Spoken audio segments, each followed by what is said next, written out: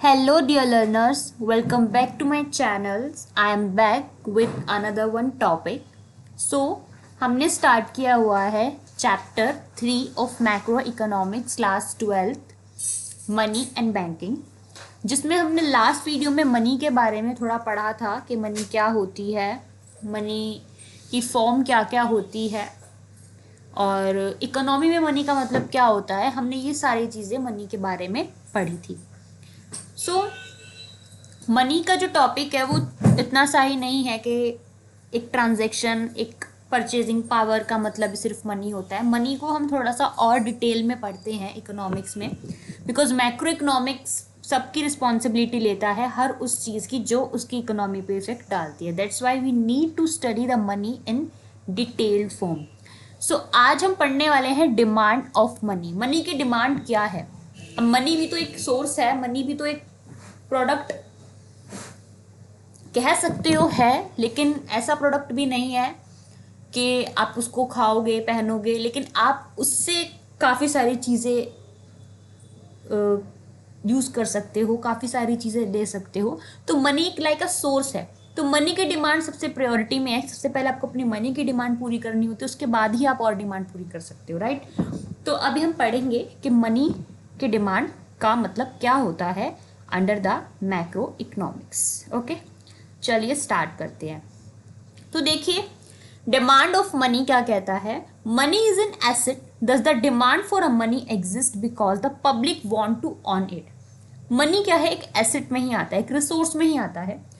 Money की demand बहुत ही ज़्यादा है क्योंकि सब लोगों को अपनी वांट्स को पूरा करना है और वो मनी से ही हो सकती है। इसलिए पब्लिक क्या है, मनी के लिए पूरी डिमांडेड है। Of course, the reason for holding money and the time period for which it is held differs from person to person.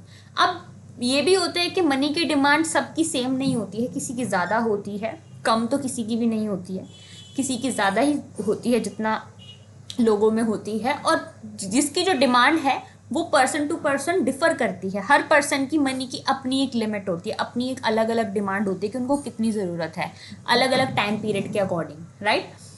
So the total amount of money demanded in an economy is the total amount of money demanded by all the individuals households in that economy. जब हम अगर अपने घर में हम अगर money को collect करते हैं, मनी को उसकी मनी की टोटल अमाउंट को हम देखते हैं कि कितना पैसा है हमारे पास, तो वो एक लाइक हम सेविंग की तरह कंसिडर करते हैं। लेकिन यहाँ पर एक घर की बात नहीं हो रही है, यहाँ पे पूरी इकोनॉमी की बात हो रही है, पूरी नेशनल लेवल पे बात हो रही है कि जब हम पूरी नेशनल लेवल पर मनी को देखते हैं कि कितना अमाउंट, कितना सम है हमारी कंट्री में, नेशन में, तो उस समेशन को, उस मनी के उस अमाउंट को हम क्या कहते हैं, डिमांड ऑफ मनी। टोटल जो मनी का सम होता है, जो इंडिविजुअल के पास है वो मनी भी, जो हाउस होल्ड्स के पास है वो मनी भी, उस मनी का जो टोटल होता है उसको हम डिमांड ऑफ मनी से कंसिडर करते हैं। इसलिए यहाँ पे कहा गया है total money, total amount of money क्या है, demanded in the economy is the total amount of money demanded by all the individuals house holds in that economy. Okay, तो डिमांड ऑफ मनी थोड़ा मैंने आपको बताया कि क्या होता है। यहाँ पर डिमांड ऑफ मनी को कंसिडर किया जा रहा है एक नेशन से, एक नेशनल से, एक कंट्री से, राइट। आगे कहता है, in economics demand for a money is commonly associated with cash और बैंक डिमांड डिपॉजिट। जो डिमांड फॉर अ मनी है वो क्या है, एसोसिएट कैसे होता है, कैश बैंक डिमांड डिपॉजिट से। अब मनी की डिमांड कहाँ से पूरी हो सकती है, या तो हमारे पास ही कैश अवेलेबल हो, अगर हमारे पास नहीं एडिक्वेट कैश अवेलेबल होता तो हम बैंक की तरफ जाते हैं, बैंक के डिमांड डिपॉजिट्स की तरफ जाते हैं, राइट। तो in general the nominal demand for a money increases with the level of nominal output and decreases with the nominal interest rate. जो मनी की डिमांड है वो, अब ऐसा भी नहीं कि कंट्री में अपनी मर्जी से सब डिमांड कर सकते हैं मनी को, कि जितना जिसका मन करा वो उतनी ज़रूरत पूरी कर सकता है मनी की, जितना जिसका मन करा वो उतना यूज़ कर सकता है मनी को। नहीं, कोई है जो मनी के कंट्रोल को, कंट्री में मनी के कंट्रोल को कंट्रोल करता है, उस पर नज़र रखता है, उसकी फ्लो को कंट्रोल करता है कि ना तो मनी का ओवरफ्लो हो, ना तो मनी का अंडरफ्लो हो। जब मनी का ओवरफ्लो हो जाता है तो क्या होता है, डिफ्लेशन हो जाता है, मिसयूज होने लग जाता है पैसों का, चीज़ें क्या होने लग जाती है, सप्लाई ज़्यादा होने लग जाती है, लेकिन प्रोडक्शन कहीं ना कहीं हिट करता है क्योंकि प्रोड्यूसर्स को प्रॉफिट नहीं होता है, क्योंकि एकदम से पैसा ज़्यादा आने लग गया तो लोगों की परचेजिंग पावर भी बढ़ जाएगी, और अगर उस टाइम पे सप्लाई सफिशिएंट होगी तो परचेजिंग पावर वो रीच कर सकते हैं। मान लीजिए आपके पास पैसा बहुत ज़्यादा है, मनी का फ्लो सबके पास बहुत अच्छा हो गया, तो होगा क्या, वहाँ पे उनकी डिमांड बढ़ेगी लेकिन सप्लाई अगर कम होगी तो भी क्या है, दिक्कत होगी। तो मनी ना तो लोगों के पास ज़्यादा हो ना तो कम हो, इस चीज़ का कंट्रोल कौन करता है, गवर्नमेंट करती है अपनी मॉनेटरी पॉलिसी से। तो यहाँ पर यही कहा गया है जो नॉमिनल डिमांड है मनी की वो कैसे इंक्रीज होती है, अगर आपका नॉमिनल आउटपुट इंक्रीज होता है तो, लेवल ऑफ आउटपुट इंक्रीज होता है तो, और डिक्रीज हो जाती है अगर आपके रेट ऑफ इंटरेस्ट बढ़ जाते हैं तो। कुछ मॉनेटरी पॉलिसी होती है जिसकी हेल्प से जो मनी का फ्लो होता है कंट्री में वो कंट्रोल करती है गवर्नमेंट। तो demand for a money is influenced by variety of factors. जो मनी की जो डिमांड है वो बहुत सारे फैक्टर्स से इन्फ्लुएंस होती है, इफेक्ट होती है।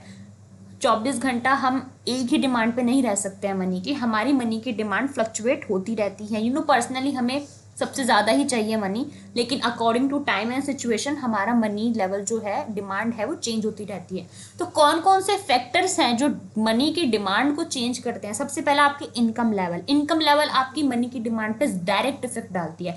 जैसा अगर आपका इनकम होगा उस अकॉर्डिंग आपका मनी का डिमांड अच्छा होगा, और आपका इनकम कम होगा तो मनी का डिमांड आपका कम होगा।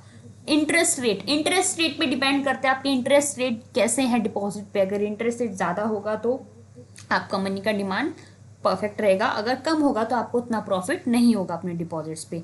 इन्फ्लेशन, महंगाई, जब महंगाई हो जाती है तो उस टाइम पे भी आपका मनी का डिमांड क्या है, थोड़ा सा मॉडरेट हो जाता है, आपके पास सफिशिएंट मनी होती ही नहीं है। और फ्यूचर की अनसर्टेनिटी, आने वाले जो रिस्क होते हैं उसके लिए भी वो भी आपके मनी के डिमांड को इफेक्ट करते हैं। तो ये कुछ फैक्टर्स हैं जो मनी के डिमांड को इफेक्ट करते हैं: income level, interest rates, inflation and future uncertainty. आगे कहता है the impact of this factors of money demand is typically explain in term of 3 motive of demanding money. जो ये फैक्टर्स हैं और इनके जो इम्पैक्ट आ रहे हैं मनी की डिमांड के ऊपर, इससे पता चलता है कि एक मनी की डिमांड के 3 मोटिव्स होते हैं। हम जनरली अपने पैसों को, हमें मनी की डिमांड 3 रीजन से होती है।